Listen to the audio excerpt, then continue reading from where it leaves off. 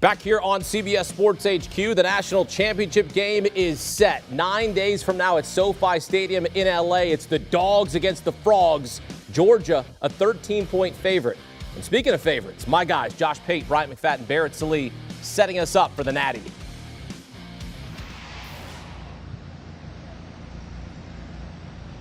Yeah, let's talk about a setup here, okay? Any of us would want to chime in and say you expected this, you be my guest. I mean, if you have the crystal ball out there, we use it in recruiting all the time, but if you've got the good old-fashioned football crystal ball and you rub that thing in August and it came up Horned Frogs, maybe Bulldogs. Horned Frogs, that's why they play the games, though. Paper's one thing, a football field's another thing. We saw what TCU did to Michigan so many times. Me and B-Mac, you're sitting there watching that game when we're getting ready for ours, and you're saying, Michigan's handing them this game. Yep. But that's the way football works. And by the way, when someone hands you a game, you still got to take it. Yep. And TCU took it, and now we see Georgia, TCU. Early thoughts here on this game? I think the biggest thing for me is don't let Quentin Johnston beat you if you're the Bulldogs. We saw wide receivers for Ohio State running all over this field behind us, right? Put Christopher Smith over the top, put Keely Ringo and Quentin Johnston, and say any one of those other dudes on the depth chart, if you have a day and you beat us, you beat us. But do not let Quentin Johnston beat you. If Quentin Johnston has 100 yards, 120 yards, Georgia's in big, big trouble. And for TCU, no one is giving you a chance. The line is already at 13, a double-digit underdog in a national championship game. So they should be extremely relaxed. But they should also understand and know this. Georgia got off to a slow start in this semifinal game against Ohio State. You're going to see a team with a sense of urgency from start to finish. So be able to weather the storm, because the first half, the first three quarters, Georgia, they were receiving punches. Yep. You better believe in this championship game in LA in a few days, they're swinging. Be able to withstand that, because if you don't, it can get ugly. Think about what we saw in Atlanta in the semifinal game. Georgia gets put behind the eight ball a little bit. Therefore, they have to press, which is uncharacteristic. It's not a role they were used to this year.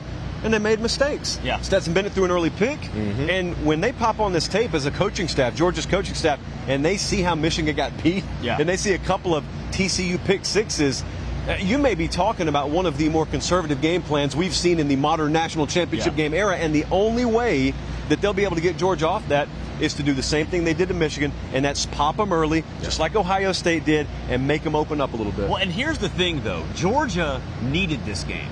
Because other than Missouri, they really hadn't been tested, right? A little bit Kentucky. A little bit Kentucky. TCU got tested all year long. Yeah. Like what happened against Michigan today, getting into that shootout, they're like, no, we got this. We've done this 1,000 times. Georgia hadn't really done that. But they did it against a great opponent on a big stage. And so now I think they have the confidence going into this game that, okay, we can take those punches. If TCU comes out, gets creative, fine. We're not going to panic. We thought that was what Georgia could do.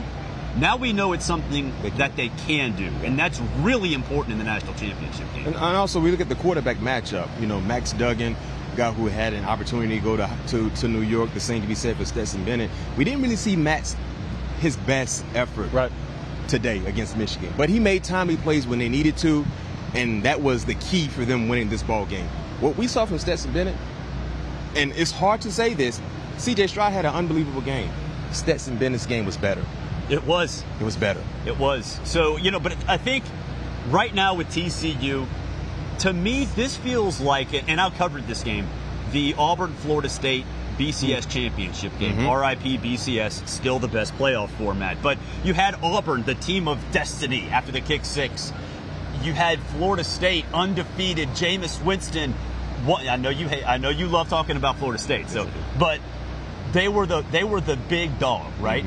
Auburn came out there and punched them in the face. Yes, they did. Talent won in the end, but a couple mistakes here and there, Auburn could have had that destiny come true. To me, this game feels a lot like this. Not going to say that TCU is going to have the same kind of success, be in this game, cover, or win outright, but to me, that's how this season has shaped up.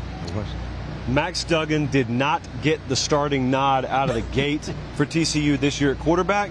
Stetson Bennett, same story as last year. So if you are into quarterback storybook matchups, this is it.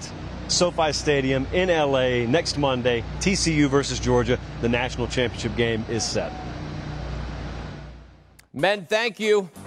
It's not the matchup we expected, but it's going to be a great one when you consider the way that TCU has played all season long. Georgia looking to run it back, become the first repeat national champion since Alabama in 2011 and 2012. TCU chasing its first championship in 85 years. Do you want a sports network that delivers everything that matters about the game? The highlights, the picks, the instant analysis, no yelling, no fake debates, no politics. Hit the subscribe button and never miss a moment.